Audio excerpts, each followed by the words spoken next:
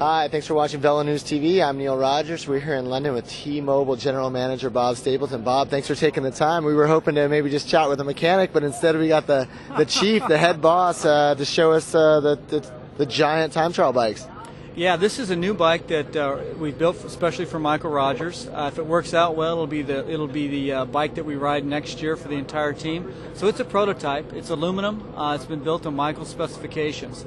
It's a change from our prior bike, which is really built around Jan Ulrich with his direct feedback. Rogers' body is a little different.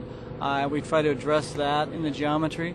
But also we've tried a number of new materials, different wheels, different bars, different tires. Really from the tires to the top of the helmet, we've tested all the different materials available and tried to put together the right package. Now this frame works well with the range of wheels that we've selected for the tour, and that's actually an aerodynamic issue on how well the pieces come together and how well the airflow is around the forks and around the wheels, and all those kind of little details are actually quite important. And do you know, are there any? Is this the first time that that Michael will ride this bike? Is that the Tour de France? This is the third prototype.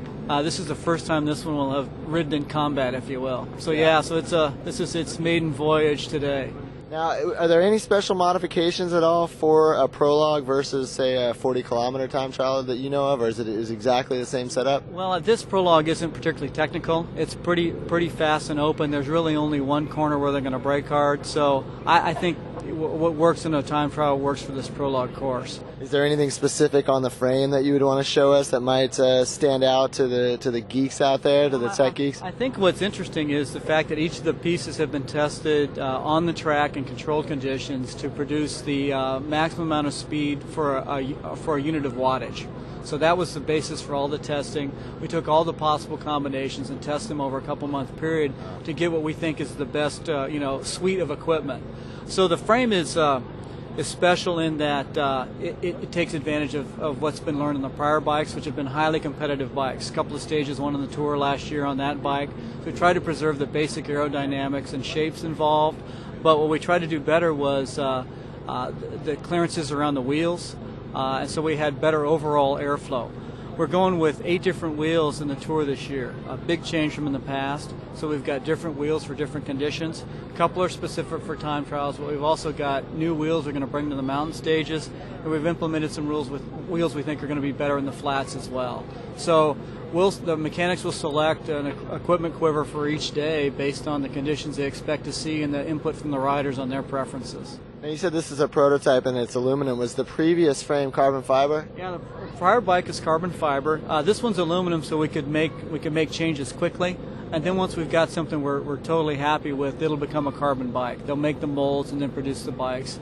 And if Giant's happy with it, it could be their new production time trial bike that they sell. The current bike is for sale. You can buy it at retail, and it's quite an exceptional bike. We're trying to take it up another level with this development process. Now, I know there's been some, I don't know if modifications is the right word, but I know the UCI has been sort of clamping down on time trial position with the aero bars, right, and with the contact points only being the pad and the hand. Yeah. Do you know, has Michael had to make any modifications to his position? It's a little bit of an issue for Michael in that he has these fairly long arms, and that was really the final piece we had to get right, was the front end of the bike. So we've worked on the bar combinations. This turns out, the Shimano Pro turns out to be the best equipment for him. But we've done some other changes. We put the smallest brake levers in to reduce a little drag there, and we've experimented with different hand combinations for him. This is probably not the optimal for him. We had to make some compromises to fall within the UCI restrictions on hand placement and the permissible distance from the bottom bracket.